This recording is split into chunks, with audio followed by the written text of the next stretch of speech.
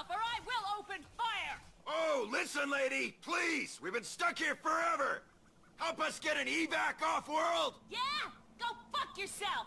You shitpiles give chase, I will kill your dicks! What? What does that even mean? You're gonna kill my dick? Well, I'll kill your dick! How about that, huh? Speaking of dick-killing parties... One of the greatest exchanges in video game history.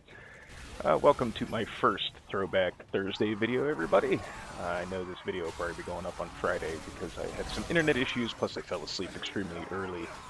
But this is Bulletstorm, a criminally underappreciated game that did not receive the sales and the attention that it deserved. It might not have been a literary masterpiece by any stretch of the imagination, but goddamn was it fun. I struggle a little bit through this because I'm playing with a controller, and the controller scheme is so different from your typical shooter that it fucked with me for quite a while. Usually I'm used to the left stick being the run button, and it was crouch, and run was A, and you can't remap them, and but once I kind of started to get back into the groove, then it became a little bit easier. But if you haven't played the game for a while, it does become kind of counterintuitive. And for some reason, the game ran very smooth.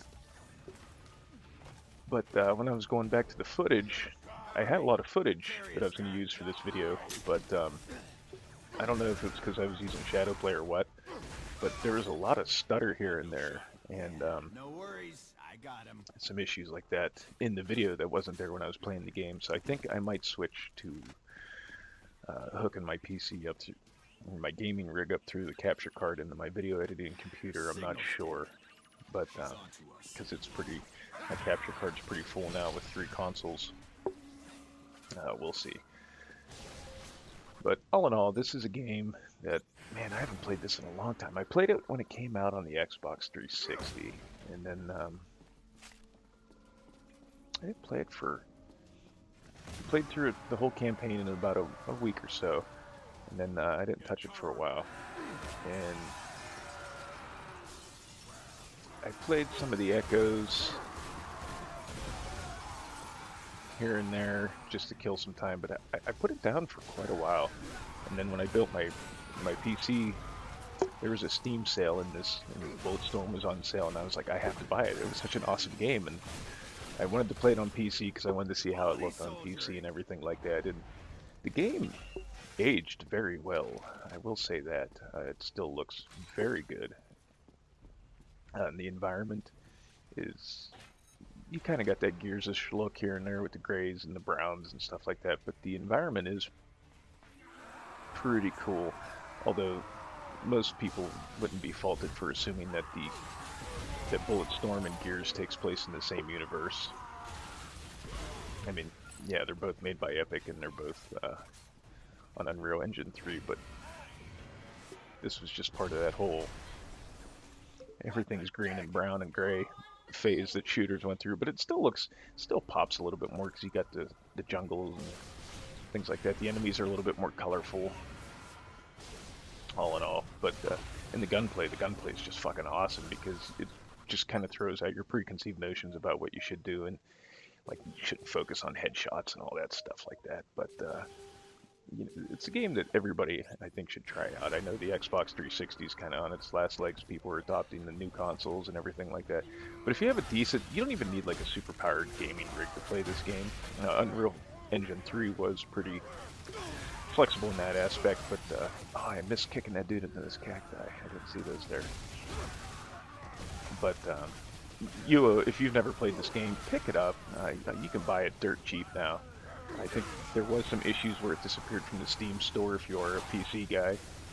I don't know if it came back or not. I'll have to look into that. But it's well worth I think the campaign, if you go through it at a normal pace, it might take 12 hours, if that. I can't remember off the top of my head, but it's not a very long campaign. But like I said, it's very, very fun. Also, the voice acting and the characters, like I said, it's not a literary masterpiece, but the voice acting is very confident. Steve Bloom is the main character.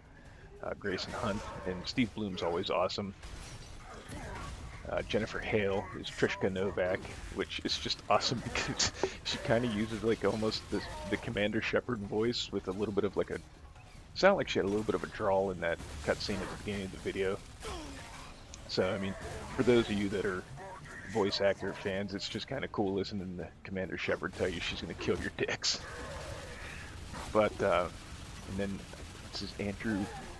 I'm gonna butcher his last name. I know it. Andrew Kishino is Ishii, and he was probably the only named role I can think of that comes to the top of my head is he was Donnie in Saints Row 2 and Saints Row 4. He had some bit parts here and there in other various media games and anime and stuff like that, or anime. And but I mean, he's very good as Ishii. Everybody pulls their A game for some pretty ridiculous dialogue, but they carry it well. And if you have a little bit of a juvenile sense of humor, like I can have from time to time, the jokes are pretty good. Plus, just the creative stringing together of vulgarity is worth it.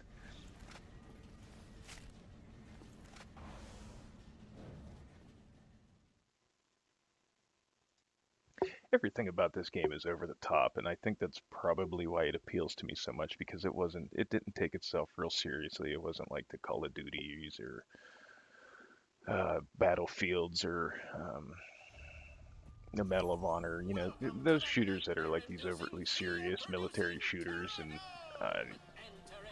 try to be like, I don't know, you know what I'm saying. It was just stupid fun. Like I said, I already commented on the dialogue and the voice acting and stuff, but the gameplay itself is just fucking disgustingly amusing. Being able to kick dudes in the cacti and they get impaled, or if you shoot them in the ass when they're flying through the air, you get a skill point called rear entry. And basically, you can kick anybody into everything, and then you can slide and kick them, and then get the leash and the thumper. And the first couple levels they're not very, it's hard to find, or at least I had a hard time finding a nice variety of skills to chain together and stuff like that. But once you get past, I'm gonna say probably like the third or fourth level, and you open up more weapons, and you get, well, I already have the thumper for the leash in this part of it, but once you start opening up a variety of weapons, then your skill points really start adding up, because you can chain together some really fucked up shit. You know, some of the weapons, like the bola launcher, you take wrap a bola around some dude's neck, wait till there's a group of enemies around him, detonate it. It's just, basically you're limited by your own sick creativity if you can't get skill points.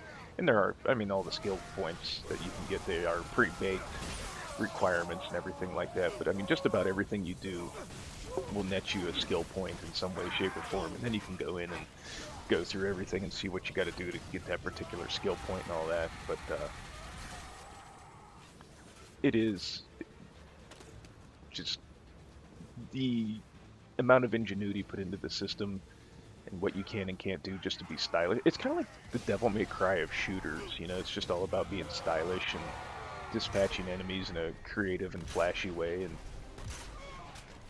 basically experimentation. Like there, I used a shotgun to see what I could do as far as a skill point. Didn't quite work out. You know, sometimes it'll work out, sometimes it won't, but you know, it's basically, like I said, it's just all limited by your imagination. And oh man, when did this game come out?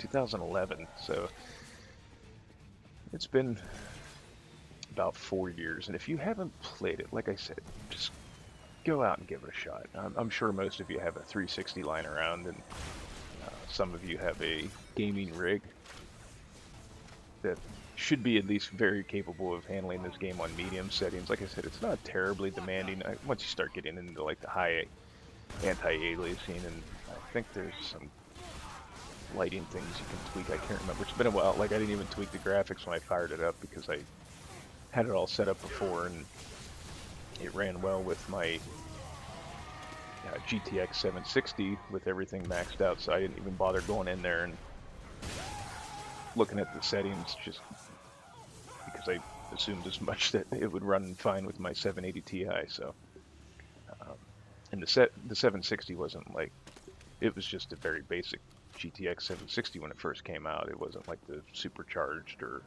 I think now there's a 4 gig version maybe. I can't remember. Tech's moving so fast anymore.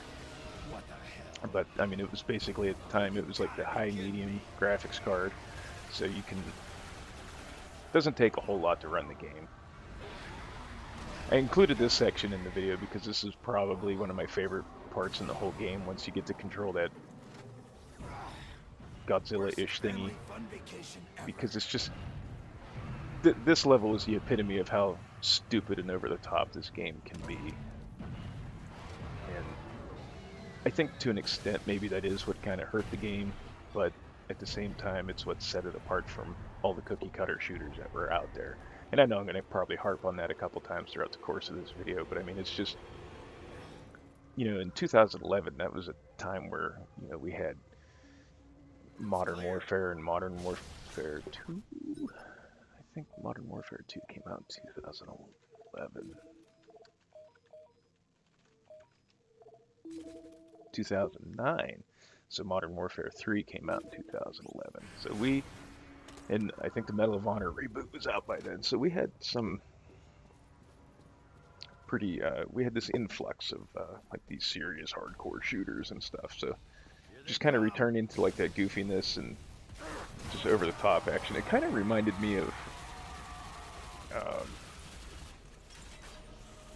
like basically the early shooters. You know, I mean, Doom wasn't exactly stylish or anything like that at the time that it came out. It was just your basic shooter with, but it had demons and such like that. But it was fun, and that's, you know, as I've preached before, fun is a very big thing with me when it comes to games like that. And while I've had fun with other shooters, I've had fun with them for different reasons. You know, like Borderlands or Destiny, and trying to think of some other shooters that aren't real, don't take themselves too seriously, and those Borderlands is really the only one that kind of comes to the top of my list right now. But I had fun with those for different reasons, whereas this is just, everything about this game was designed to just be stupid fun. And you know, it's reflected in everything you do, like from the skill points to the dialogue to everything else that you do. And, I would really like to see a sequel. I don't think we will, unfortunately. The game sold okay, and it got pretty good reviews. I remember seeing some decent review scores for it. I think like XPlay gave it a 4 out of 5, and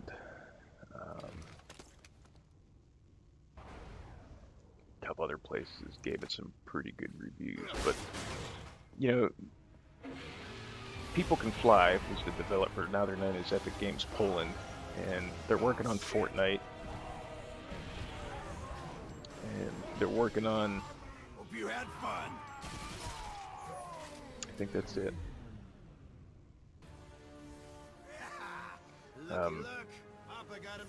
It's kind of a shame that the only Gears game they really had developed was Judgment, because it wasn't quite up to the quality of the other Gears games. They did the PC port of of the first Gears of War, and they co-developed 2. But outside of that, they did the Painkiller series. And that's about it that's notable.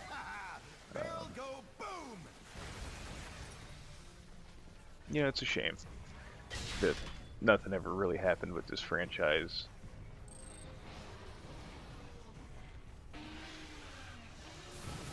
And at the time, for EA to publish a game like this too, that was pretty big, because EA was kind of like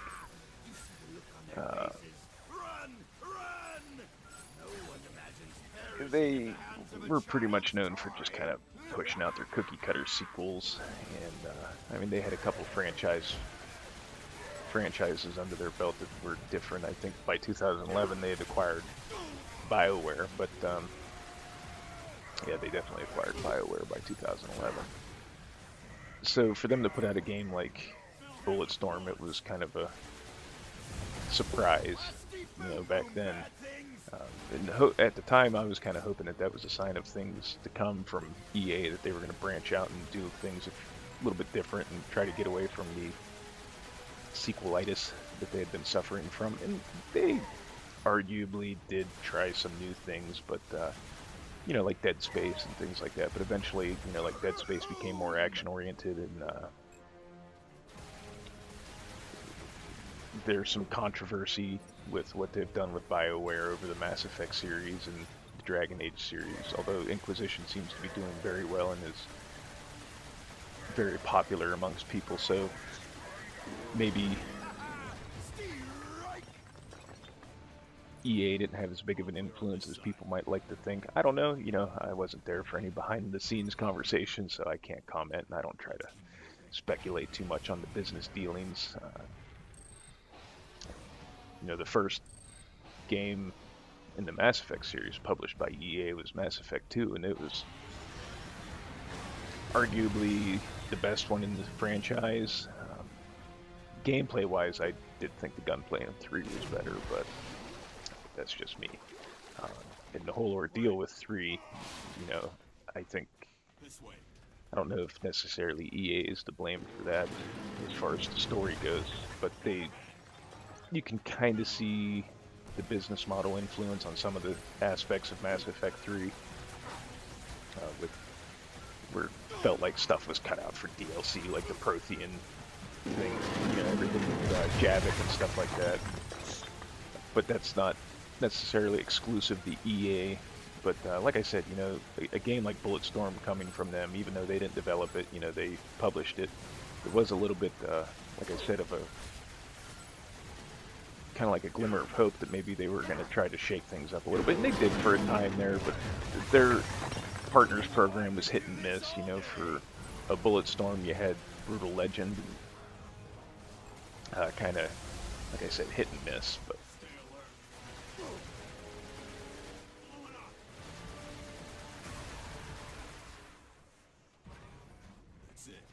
there was some controversy over the game.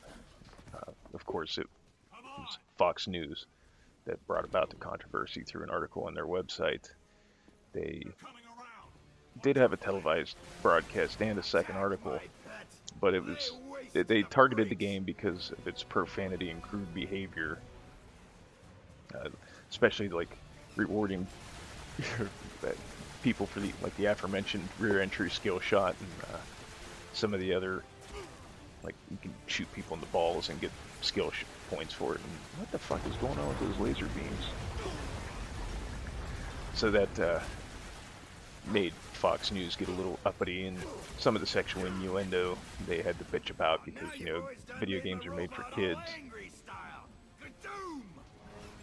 But that's also kind of when a lot of this controversy was going on about adult-only games and violent video games, and that's kind of, that argument's always going to be there, but it was kind of coming to a big head in late 2000s, early 2010s era, and they went so far as they had some fucking psychologist on there who was saying that since games are becoming more connected to sex and violence and like their visuals and dialogue and things like that, that there's this psychological impact of doubling the excitement and simulation to copycat acts and shit like that. It was fucking stupid. Basically, it was saying that if you play this game, you're gonna be like this fucking dirty rapist that is gonna be shooting people in the asshole and kicking them in the cacti and stuff like that. And you know, I mean, obviously I'm exaggerating some of the aspects of what they said, but I mean, that was the general gist of it. playing games like this are going to make you an evil person. And then all these studies came out that proved otherwise, and then Fox is nowhere to be found and doesn't say anything on the subject, so, you know, go news. But I mean, you know, this, to me, this is like really no different than, say, like Kill Bill. You know, nobody gave a fuck that Uma Thurman kills the Crazy 88 for the last, like, what, half hour of Kill Bill Volume 1, and probably one of the biggest bloodbaths in cinema at the time. But it was okay because it was over the top and it wasn't like a real depiction of violence. It was stylized and everything, but because you have a video game with stylized violence, suddenly the kids aren't going to be alright, you know. But candy from a grown man. I think all things considered, growing up watching horror movies and listening to heavy metal and playing a stupid game that's violent and over the top every once in a while, I'm pretty well adjusted. At least I think so. Oh boy, I don't like the sound of that. But, you know, He served us well. I named him Waggleton P. Tallylicker, but I never got the chance to tell him. He will be remembered. I mean, like, really, how can you have a scene like that, and then you're going to be like, well, the parts where you shoot people in the balls are going to turn kids into mindless killers, blah, blah, blah. And, you know, like, the fuck? I mean, I'm not going to say I'm loose on what I let my son experience as far as gaming and movies and stuff like that. I wouldn't let him play this until he's at least, I don't know, 12. Probably get a lot of shit for that comment. But, you know, the whole difference is parents don't want to be parents. You know, when I was younger, like I said, I watched horror movies. I was watching Aliens and shit like that when I was like 9 years old. But the difference was I knew the difference between reality and fiction and things like that. But that's a discussion for another time. We're going to wrap this video up here. And, I don't know. We'll see what next week brings as far as our throwback to games of the past. But like always, guys, I want to thank you all for watching. And we'll see you in the next one. All right? Have a good one. And play Bulletstorm if you didn't.